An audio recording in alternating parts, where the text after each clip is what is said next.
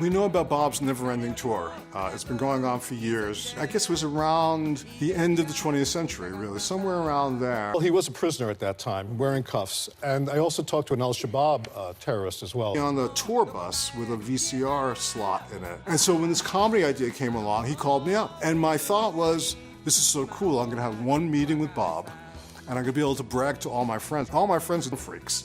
They would love to be in this position.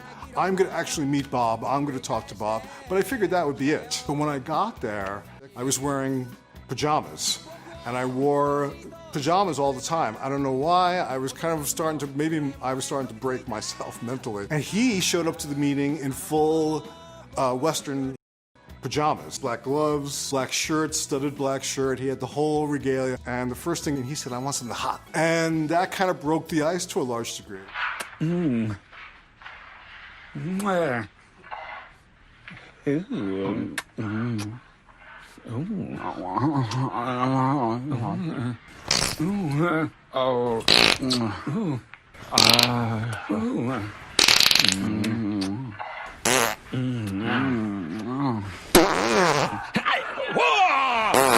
About halfway through, kind of a Buster Keaton Cypher type of character, very stone-faced, very detached, walking through this surreal comic landscape, essentially.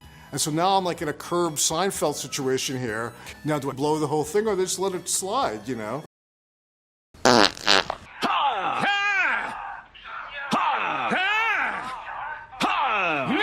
You always have to find an angle that sort of works, that makes it palatable.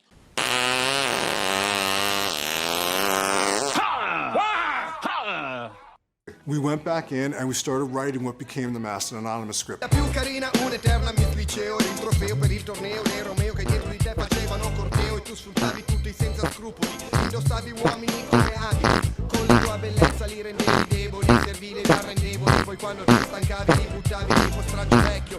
Hey, Prospero. What's happening, man? Hey, you missed it. 2 eagles just killed a pregnant rabbit. That remained, that idea, that motif was folded into what became the movie.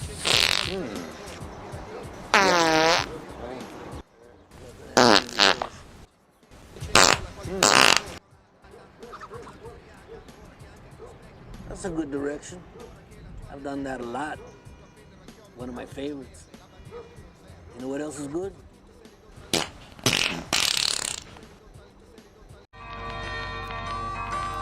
Hey, I need to ring a bell to get a refill?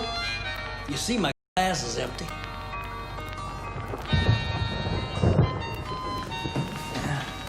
Glass is always empty. So's the spot on the counter where the money's supposed to be.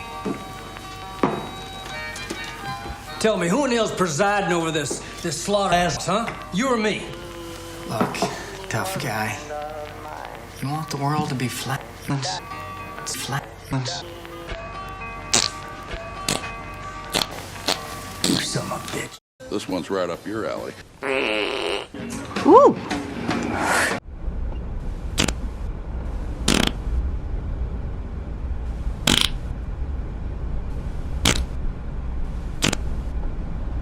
I suffered sickness and wounds.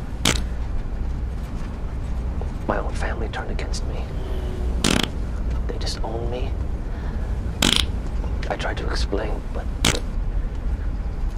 they just wouldn't listen to me. To me, the terrorism we know about is the end result of terrorism. We don't know what really brings people to that point, you know?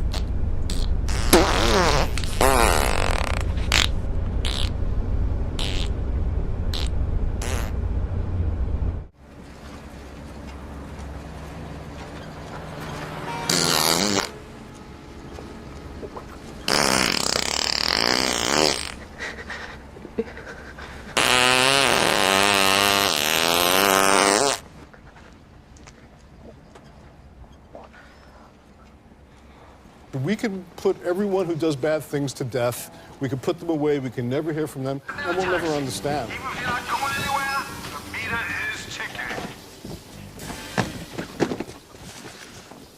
Beautiful animals. Oh, thank you. But it's God deserves the credit. See, they're beautiful because they just are. They do what they do. Don't borrow money to buy crack. Don't borrow money to buy gas. That man came in. Who created him and for what purpose? Still a mystery.